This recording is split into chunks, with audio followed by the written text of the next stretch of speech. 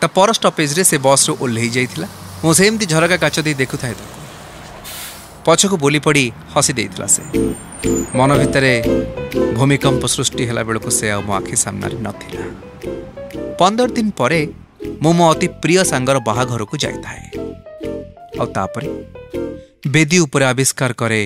मो क्रश को बाहा होताए मोरी बेस्ट फ्रेंड को क्रश थिला तेणु सेते बाधी नथिला किंतु आश्चर्य हो जाइथिले निश्चय कहीं ना बस रू ओल्लई से दिन से गला परे मने मने ए आखि दीटा बहुत खोजिथिला ताको मन कथा मन रखी आखि बुले आणुथाए बाहाघर पर सजबाज हो आसुथिबा सुंदर तरुणी मानक उपरे हाथगंठी फिटौथिला मो क्रश सान भौणी कैमेरा रे फोटो उठेइबा बहाना रे आखिरे आखिरे गुली फुटौथिली मु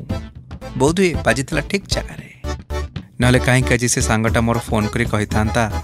मो साली को सेदिन तू की गुली मारचु के जानी मते और रखई थई दउनी डायरेक्ट नहले भी इनडायरेक्टली सब कथा बुझी सारलेनी तो विषय रे कहली सांग बोधुए मु ता क्रश हो जाइथिबी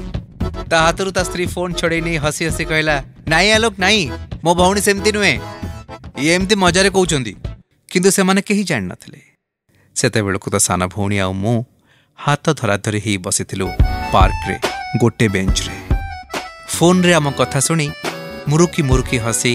मो कांधरे मुंड गुंजी देउथाए मो क्रश रा साना भौणी।